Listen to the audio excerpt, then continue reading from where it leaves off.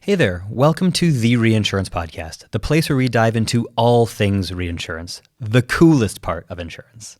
We're your hosts, Jared and Ben, a couple of ex-practitioners who loved the industry so much we founded Supercede to tackle some of its biggest headaches. And we're here to share our insights and stories with expert guests as we uncover what's really going on in the industry. All right. Hello, everybody. Welcome back to the Reinsurance Podcast. Delighted to have with us a rare and special type of guest in the form of somebody who buys reinsurance today. So welcome to the show, James Lakin, who is the co-lead of Outwards Reinsurance for MS Amlin. Welcome. How are you doing? Hi, Ben. Hi, Jared. Thanks for having me. It's great to be on. And looking forward to discussing some good topics. Exciting to have this one. Yeah, welcome.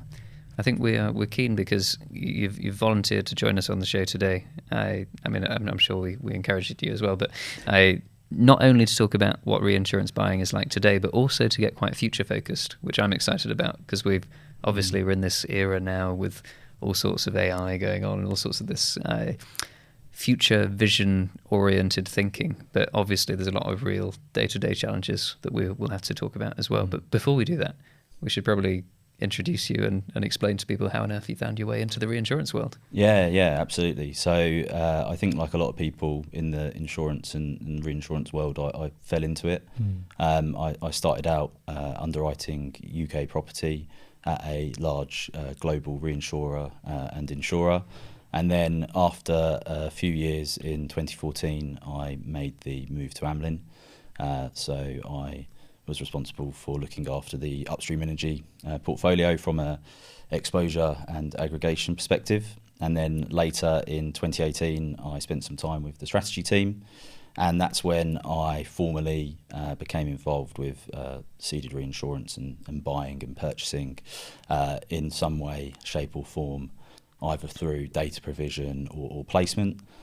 Formally joining the Outwards Reinsurance team in 2021.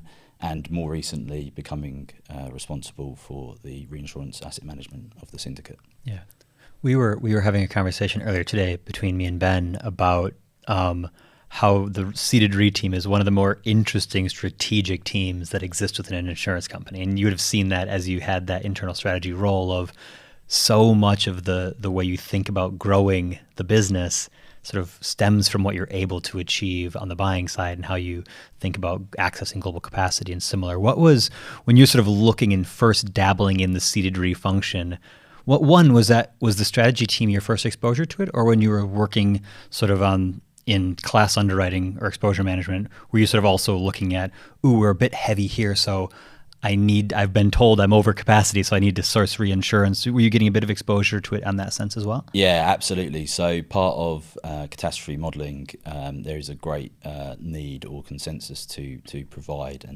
data to the ceded reinsurance team. So that's really when I started to get involved.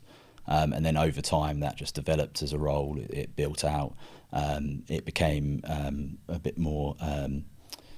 there was more requirement on the team to provide data, and I just grew into it. Nice. Yeah, and it's funny, isn't it? I think when you look at roles around the industry, not many people start in Ceded Re, right? It tends to be quite experienced people who've been around the business a bit, who then go into that role with a lot more knowledge. You go through grad schemes and things when you join the industry, and they're like, are you going to be an underwriter or are you going to be a broker? And like, that's the choice. Yeah. Or not claims. That's kind of the way people tend to go. But, actually on the Ceded Re team, people finding their way to that can be quite difficult. So you found your way in there, and I guess 2021, you said formally, pretty big changes in the market during the course of your tenure. Have you found the roller coaster ride of the last few years of a changing reinsurance market? Absolutely. So 2022 was relatively benign in comparison to 2021, and then in 2022 there were numerous large events. You had the Russia-Ukraine invasion, you had Hurricane Ian, which were big events that impacted the market, and that did create some dislocation in the market at 2023 renewals. We've started to see that change more now, so that started to slightly differ. And really those events can sometimes define the incentive to buy or impact buying decisions.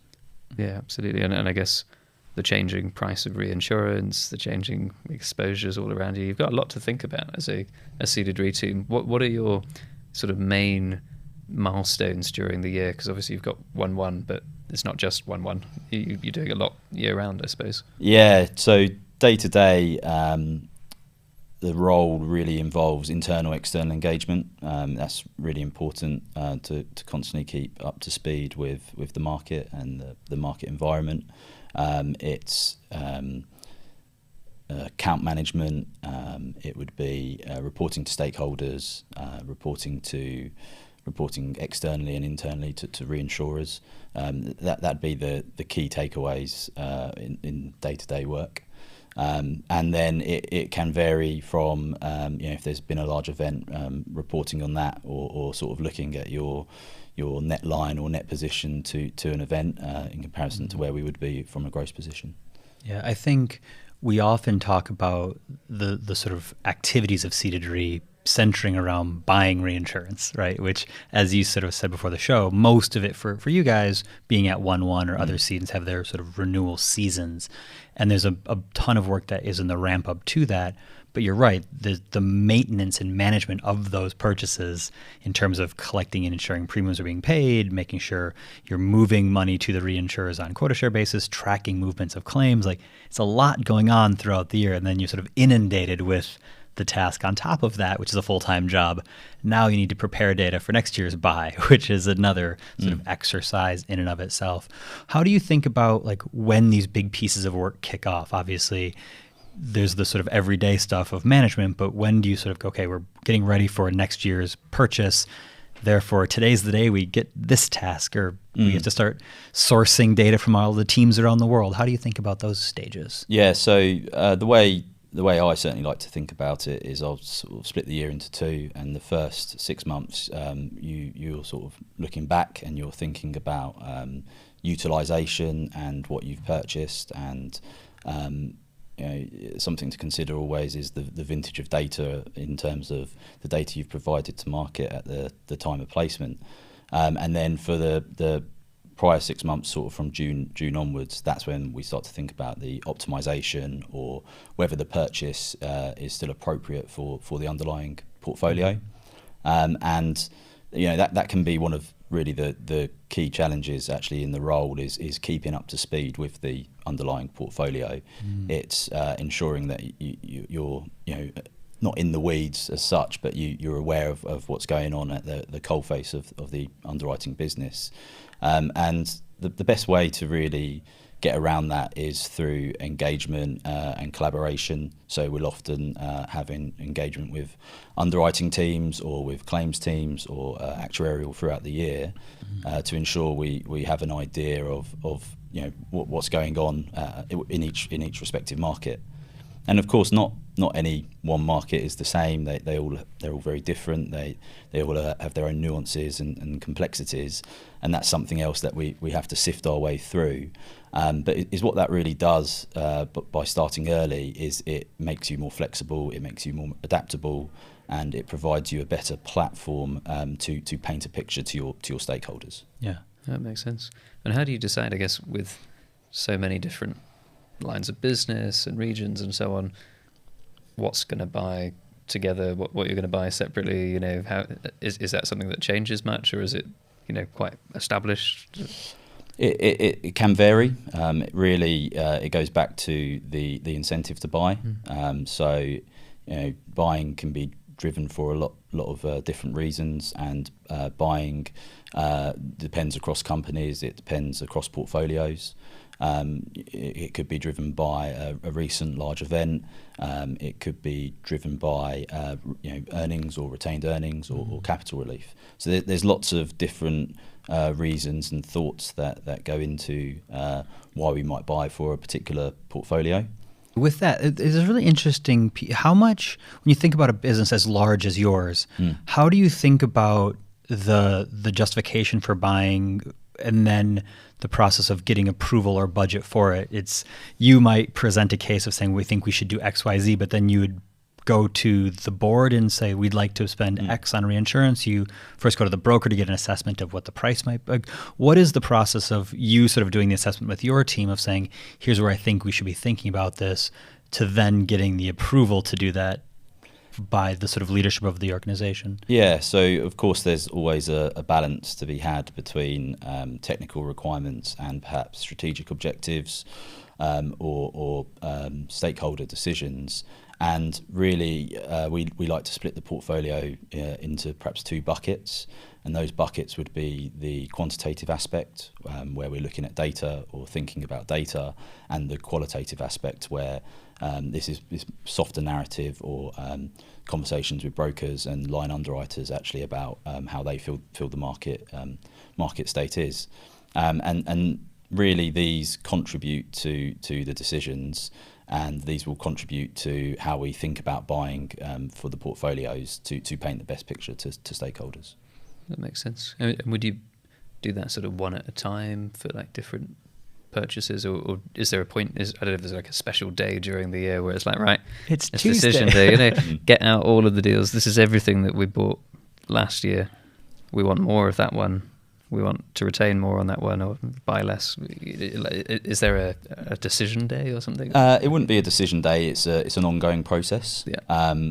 We're a Lloyd's syndicate, so we do go through the business planning process with Lloyd's, and that starts in May. Makes sense. So that's really when we would start to think about what we want to buy for the year coming, and that then also ties into that optimisation piece from June onwards. Oh, very cool. It's interesting. So you mentioned you have the syndicate, which listeners mostly should know. If not, shame on you, listener. Unless this is your first episode. yeah. In which case, welcome back, friend. But you have the syndicate paper, and they're going to have their software and their systems that they manage their deals on. And you have the company paper here in London. You obviously have a worldwide sort of footprint. How do you think about sort of getting the various points of information together? How does your team consolidate or align that so the information you're getting out of various regions or the syndicate in London represent consistency around data as you guys think about having conversations with the brokers, the reinsurers, that they see you as a cohesive sort of client of theirs? Yeah, so we'd start the process early. It would start with data collection. Usually data is not all in the same shapes and forms, and we'd go through the data cleansing process. The syndicate is quite London centric, so all of our expertise, or most of our expertise from a data perspective, is based in London, which makes it a lot more manageable. And from there, we'd formalise the data. So we'd try and cleanse the data, ensure that it's all making sense and all in the right format. And then we'd go through data analysis. So analysis is the spice of life, for instance, at that point, and we'd look at things such as segmentation, benchmarking. We'd really sort of try and consider actually what does this data mean? What picture can we paint from the data? And then from there, we'd go in and present that to the wider team within the company, and to external stakeholders such as brokers, who will have also done some number crunching themselves and portfolio analysis, and then we will come to a decision on what to buy. Yeah, nice. I'm really excited to hear when we come on to that part of the episode, like how you imagine this will change in the future. But I guess continuing with the way you do it today. What are the best bits? What are the worst bits? What are the bits that you're like, this takes an abnormally long amount of time, and this other bit, I wish I had more time to do that? What are your sort of highlights and lowlights for the reinsurance buyer? Not necessarily just Amlin, but in general. What do you think? Yeah, so certainly coming from a cat modelling background, or spending some time in the cat modelling department, it's something to consider that different reinsurers, different brokers, and certainly ourselves are all licensing different software. So sometimes data might not be in like usable format, and that's something that we'd always have to consider. And how much of your time do you think you get to spend on the fun stuff versus on the I have to do this data work? It's becoming much less. It's becoming much less. Yeah. Well, at least you're at the top of the food chain on the Ceded Re team, so at least you can delegate the stuff, so you can have more time having the interesting conversations. But as Ben was alluding to, we're super excited to talk about where you see this going. How do you see the evolution, maybe not just of the function of Ceded Re, but like the relationship you have with capital and data, how this is going to evolve over the next several years?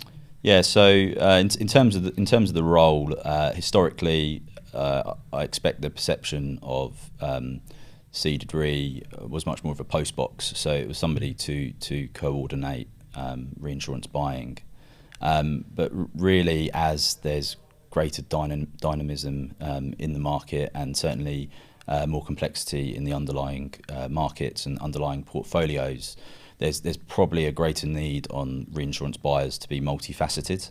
And that's a reinsurance buyer as a placement officer, so negotiating the best terms and placing the business for a syndicate. It's a reinsurance buyer as a technical ceded underwriter, so thinking about retaining or ceding the optimum amounts of exposure, and then it would be thinking about data analysis and portfolio analysis. So it's a reinsurance buyer as a portfolio analyst. Yeah, that makes complete sense. Yeah, it's similar. It seems like a similar or parallel evolution to that where the brokers are kind of going through now, where, again, if we use the stereotypical perception from a decade or two ago, it's very much just gift of the gab, very chatty, but the brokers now, super analytical. Most can, have actuarial backgrounds, or they can do cat models. Like, they're very, very technical. And I think it sounds like a similar thing for you. At one point, it was this relatively sort of post-boxy kind of role where you just sort of hand it over and see what happens, but it's evolving very quickly into leveraging the data to be able to be sort of empowered to deliver fundamentally important analysis of the book, and going back to that strategy point that we talked about, where it becomes a deeply strategic role of what is the optimum spend, optimum retention, offloading with the lens of the broader company objectives. Do you think that in general the market is starting to pay more attention to reinsurance now? And I think about going back to your post-box comment, used to be kind of a bit of an afterthought, right? Oh, we better make sure we get some reinsurance too. Does it feel like it's becoming more of a serious strategic focus for firms? I think it really depends. It really depends on the underlying portfolio and the size of the company. It really does depend on those aspects. Yeah. Okay. When we sort of talked about before the show started, the sort of journey that a firm as large as Amlin has. When you think about the footprint that's scaled sort of both organically and inorganically, what have been the biggest sort of points of difficulty or challenge in the role, or as you sort of bring on a new entity that you've acquired or similar, and sort of hoovering that up into Ceded Re? Obviously, Ceded Re is one of the very few parts of the organization that sort of centralizes everything of the group. So how have you seen the challenges of sort of growth and expansion, and the role that you guys play in helping ensure sort of cohesive buying? Yeah, so historically is what you might find is with acquisitions or historical mergers, there are a lot of legacy systems. And with these legacy systems, there can be complexities in themselves in terms of actually what's recorded, what data fields are available, how it was being recorded. They're really the things that can cause issues as they filter up into ourselves. Yeah, so it's legacy systems. Yeah, makes complete sense. I think it's funny when you said legacy systems, I winced in a kind of way that I think we've all got used to doing now. Anytime anyone says legacy, but it's a reality, isn't it, that we're always going to have them, I think. Yeah, well, and you inherit all the connotations that we all know, right? No one goes, our legacy system has too much data and it's all too organized, right?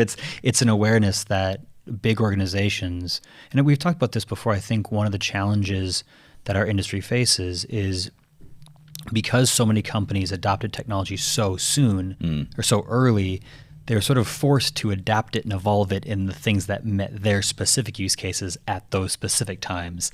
And then you extrapolate that out over decades or more, those things kind of became all a bit unruly themselves. And now we're trying to sort of build a more sort of aligned sort of position on this, going, well, that all worked really well there, but it doesn't at all match what we've done here. And, then you add on to that geographical nuance and product nuance and all the things that made each of those solutions super valuable at the time have become a bit of a stick for our own backs in many ways. We're like, this is a bit chaotic. So I think all of that connotation gets implied as we think about legacy, because we've talked to so many companies who have all those various systems that they've built, and it's just part of the journey that we all wrestle with in the data cleansing piece, which is, as you say, not the most enjoyable part of the work that gets done.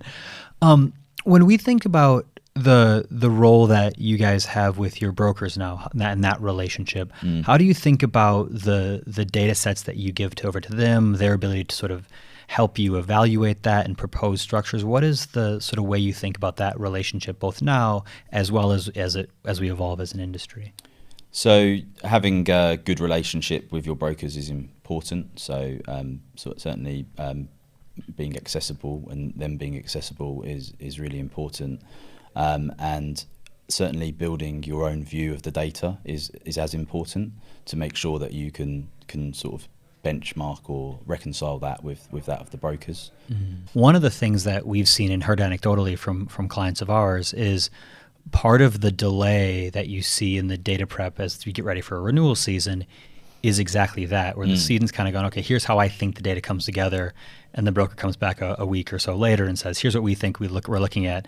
And you both sort of look at it going, well, where are we missing alignment here? What are the reasons bandings aren't the same, or what are the reasons this isn't evolving? And sort of start digging into it, and you both sort of go away and come back, and you slowly but surely triangulate and go, okay, we're happy with this being the set of data, right? And that's tough, right? Because everyone has slight differences in how they view a thing, or how they weight something, or how they do the assessment or the cleansing of data. So, but only once the cedent and the broker are going, yep, we're happy here, can the next step of the process begin to emerge. So it's a fundamentally critical part of a renewal, is the sort of alignment on the data. And it's obviously the broker's role in their perception of your portfolios are super, super important, but it's also important that you guys agree with what they're putting forward. Yeah, absolutely. Going back to that point of different nuances and everybody having sort of a different view on data and the underlying portfolio.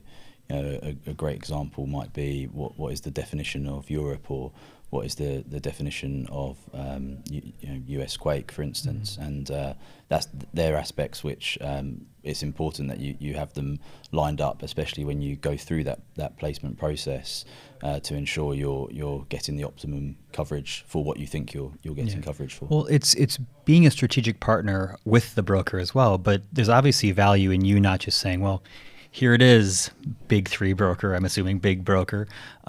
Let us know when you've got something, right? There's obviously, you see a significant amount of value in having at least your own view of that risk and maintaining a semblance of control of that data set for your own internal processes, but as well as your ability to evaluate the work that they're doing. How do you think about sort of data control, if you will? So again, internally, that's something which you need to manage. You'd think about who your data controllers are. So internally, you'd need particular people that are responsible, or the gateway, so to speak, to the market. That'd be the main way to manage that. I think the reinsurance market is perhaps slightly hungover in terms of Excel spreadsheets and trying to use Excel spreadsheets to monitor that information. So trying to organise the data and formalise it into a particular manner to ensure that everybody's getting the same picture and receiving the same information's really important. Yeah, makes sense. Sure. Yeah, especially in a world where I think people forget just how many relationships you have to maintain as well, because presumably several different brokers and then tens if not 20, 30, 40, 50 different reinsurers across your book that you've got to somehow align and meet the expectations of. Do you get lots of questions from all your different brokers and reinsurers that you have to sort of run them back and forwards to during renewals? Yeah, absolutely. And like you say, there's lots of different touch points and interfaces, and that's why it's really important to try and build touch points and interfaces with the underlying portfolio as much as possible, because a lot of time all of the brokers or the reinsurers are talking about a different part of the portfolio, or a slightly different class of business, or a slightly different region or geography, and it's really important to build an interface with that underlying portfolio to keep up to speed with the market, and that really comes through via engagement, via collaboration internally with teams. They're the most important aspects to ensure that you can keep up to speed with the marketplace. Yeah, it must be exhausting, because it's quite impressive that you've got to be able to sort of say off by heart, like ask me anything about any line of business in my entire company, and I've spoken with them enough to be able to tell you, what you need to hear, but also have the relationship to go back and ask more if needed, I guess. Yeah, that sounds incredibly difficult because the questions a reinsurer will give you be quite pointed and specific around what's the driver of this one nuance here. And as you say, even if you're in the weeds, that's incredibly difficult to go, well, our Asian motor book is doing this for these reasons. But what are the most difficult parts of that conversation with the questions that get raised that you're like, I'm going to run away and come back to you on this? Yeah, exactly. So when there are really nuanced questions or granular questions, then clearly we have to have a conversation, perhaps with the line underwriter or the actuarial department or claims. And is what you usually find is that the underlying data is always being looked at in a slightly different manner. So actuarial might be using the data set for one thing, where line underwriters are using the data set for another thing. So communication is really important. Again, as the underlying market changes, or as view of risk changes internally, it's important to keep communication high and keep communication up, to understand how best to go back and answer a question. Yeah. No, it's covering such, and this is why I'm glad it's an enjoyable part of your job. You mentioned earlier you enjoy that sort of collaboration piece quite a lot, because if you didn't, that sounds like it'd be quite tedious to stay on top of all of those things. How do you think about the size of your team and sort of making sure that there's sort of breadth of knowledge across, as Ben is saying, this overseeing the entirety of the company's operating? Do you guys think about, is your team relatively small? Do you sort of grow it? Do people get seconded to Ceded Re during a renewal season? How do you think about making sure you have all that? Yeah, so we're a team of 7, all based in London.